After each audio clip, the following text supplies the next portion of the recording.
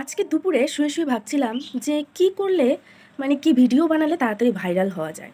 তো ভাবতে ভাবতে ভাবলাম যে মোটিভেশনাল ভিডিও বানাবো।